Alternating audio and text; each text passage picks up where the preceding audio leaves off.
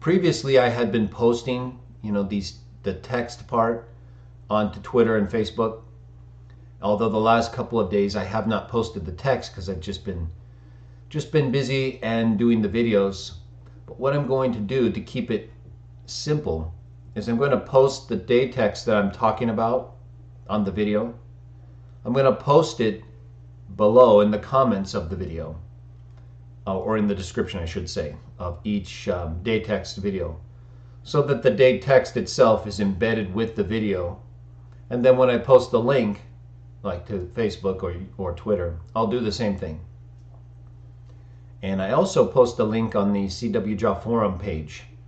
So from now on, though, wherever I post the link to the video, I'm going to post the text with the link or in the description of the video. That will make it simpler for me to keep everything together, and then also keep the text with the video so that people can look down at it as they're watching the video instead of having to go, to a separate posting. So good morning, everyone, and thank you for joining me. We'll give everyone just another minute or two, and then we're going to go straight to the text, get right to it. This will be our last text from 1 Thessalonians. It's a good one too, a lot of good information. All the texts have good information, as we know. But sometimes, you read something and it fits perfectly with what you're dealing with or who you're talking to.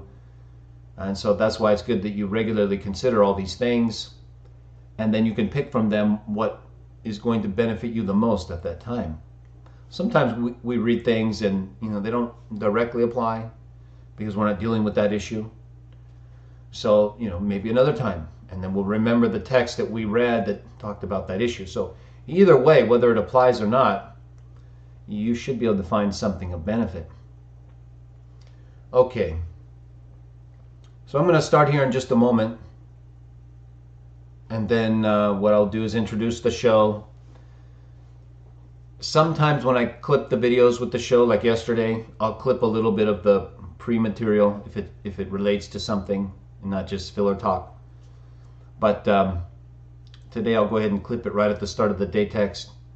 And as I mentioned before to others, I'm going to post the day text with the videos from now on, and with the links, so that they're together, not two separate things. Okay, I'm going to go ahead and start here in just a moment. Welcome, my name is Greg Stafford. We meet every morning, weekdays, 5 a.m. Pacific Standard Time, to read what we call day texts that we can keep with us throughout the day, to remind ourselves of some things that will help us deal with situations or help other people. Or because we're Christians, we praise Jah and we try to follow Jesus, so we give them honor. Jah is our God. Jesus is the one we believe God sent. So we try to follow him so we can please God, whom we call Jah. And these day texts are usually based around something related to the biblical history, because that is the history related to the things taught about Jah and Jesus. And so we primarily stick with those because we see in the history of our species and in the world, as recorded by humans, things that talk about Jah, or the things that Jah set in motion or put in place for humans thousands of years ago. So we consider all history, not just the biblical history, but the biblical history is what we focus on the most because it directly relates to our beliefs. All right, so I'm reading through the book of 1 Thessalonians. It's really a letter that was written in the first century, around 50 CE. And we have texts of this letter within around 100 years of the date of its original composition, like I talked about in prior videos on 1 Thessalonians. So this is a well-attested letter, credible, and one that would be able to give us an understanding of how the Christians lived and taught and were treated in the first century.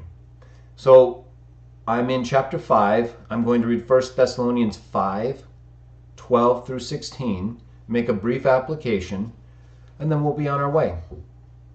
All right, 1 Thessalonians 5:12. But we are urging you, brothers, to have an understanding of those among you who are working hard, as well as of those of you who are standing up publicly for the Lord, and who are gently reproving you. Consider them more than you ever have before, with love, according to their works. You must live in peace with each other. Now we beg of you, brothers, gently reprove those who cannot seem to determine anything. Cheer up those who are depressed. Stick close to those who are weak. Wait patiently for all. Okay, now the final two verses. You must take great care so that no one may pay back evil with evil. Rather, at all times you must chase after what is good for one another, even where it concerns all things. Always rejoice. Let's talk about a couple of things here. So let's go back to verse 12. He highlights the importance of recognizing those who work hard and who stand up publicly for the Lord, for Jah, for Jesus, for the truth, right? We don't want to stand up publicly for nonsense, but we've talked about already how we have evidence. We don't use nonsense. We use evidence from history, from science, and we can use these to show that the biblical record is accurate and that eternal life exists, is very intelligent, and we believe is Jah. So there are people who stand up publicly for these things in spite of everything coming against them, in spite of the fact that the world really doesn't like the great message and does not promote really anything having to do with Jah or Jesus or real love. The world talks about love, and there's some love, but they mix it with so much hatred or evil that it really doesn't stand as love apart from all these other things that they use to take away from it. We can do that too if we're not careful, which is why Paul says that when you reprove somebody, you should do it gently, because it's not easy. It's not easy to reprove, and it's not easy to accept reproof, right? Who of us likes to be told we're doing something wrong? Nobody.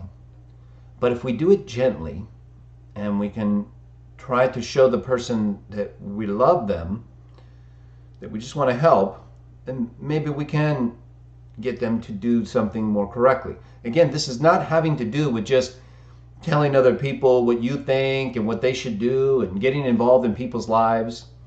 It's talking about people who need some gentle reproof. Okay, so maybe they're doing something that's, dishonoring Jah or Jesus, or maybe they're mistreating somebody, not treating others the way they want to be treated. Well, then you have to go to that person and gently reprove them.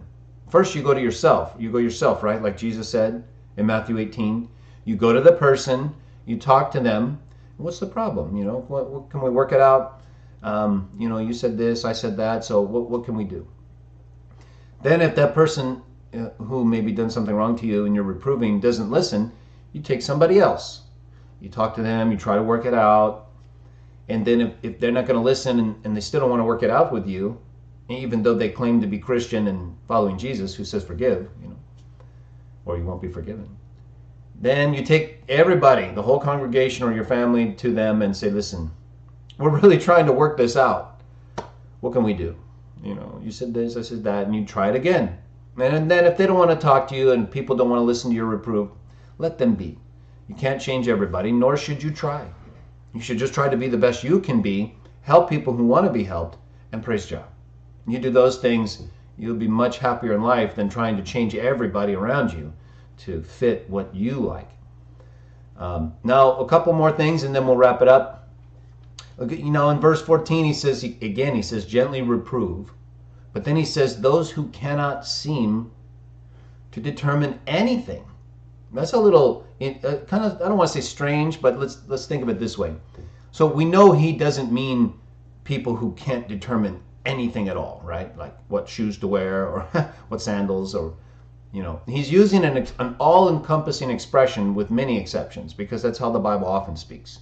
Contextually, it will say things like all things, everything, but it's obviously involving certain exceptions.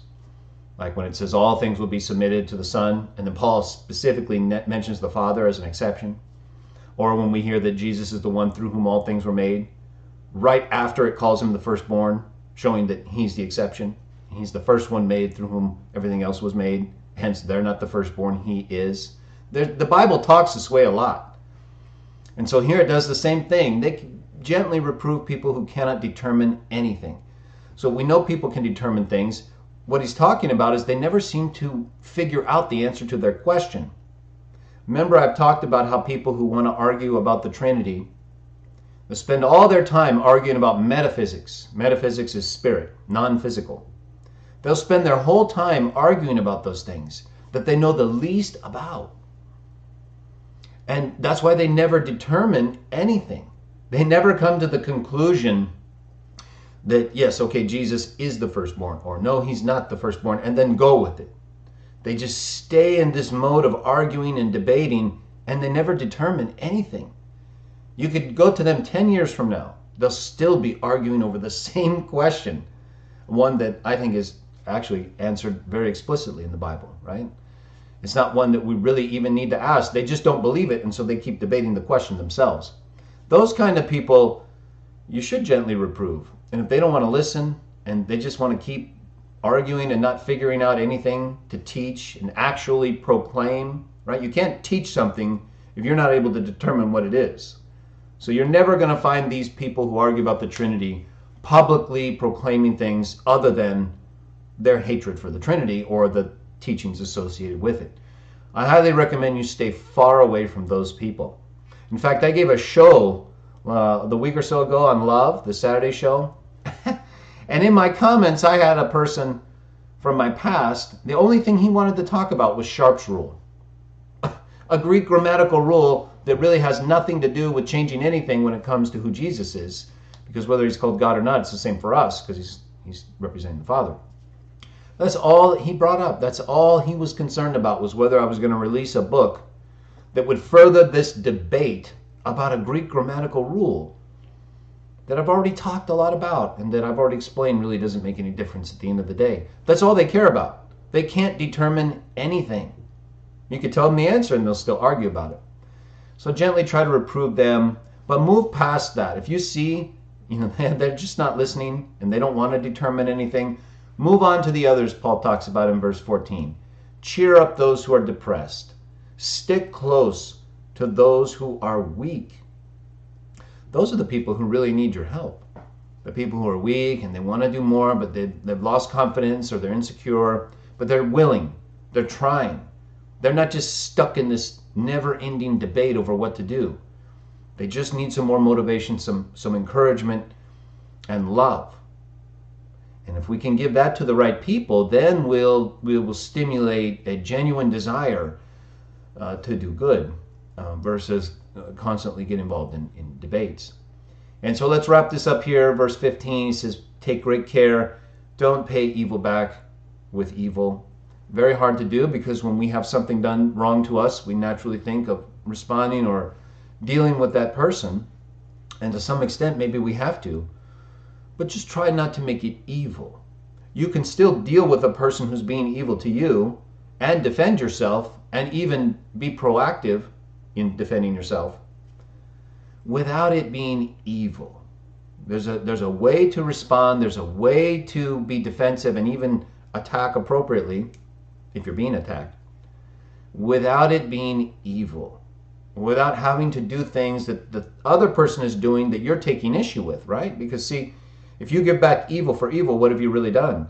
You've just contributed to the same problem you claim to be fighting against by giving it more fuel, more evil. But you can defeat the evil with the good. If you give it some time, you think about it, and you trust in God to show you the right way. Very easy for us to react and show evil to evil. It's more difficult to be patient and loving and try to turn the evil into good. But that's better, right? If we can turn the evil into good, then we have more good versus adding evil to evil. Now we have more evil. So keep these things in mind. Like Paul says very end, he says, chase after what is good for each other. Chase after it. Look for the ways you can make people happy and that are based on what is good. Giving them assistance where necessary. Showing them a good example of how to be strong and confident. And so they can do it themselves and not always depend on you, even if you're helping them. So there's a lot of good information here today. And I didn't even really comment on everything I had highlighted, but I want to be able to focus on several things that we can take with us rather than hit every single little point that we can make something out of. But there's certainly more here if you consider it on your own. I will post this text with the video. I mentioned earlier that I'm going to start posting the day text with the video, both in YouTube and then on my Facebook and Twitter. I'll post it right there in the link. And then that way they're both together and there's not a separate posting of the text and a separate posting of the video. So hopefully that'll make it a little easier. It'll be easier for me. And this is some good stuff. So I like it. I like the fact that we're being encouraged to help those who are working hard and who stand up publicly, teach the truth, try to help those who can't determine anything, but more so cheer up the depressed, stick close to those who are weak. We need to help them the most. And then they can be strong and help us when we get weak.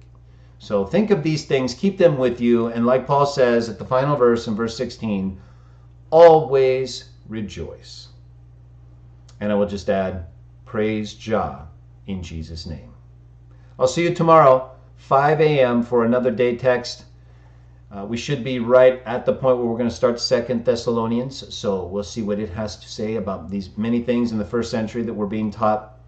And I look forward to joining you again tomorrow, 5 a.m. Pacific Standard Time for another day text.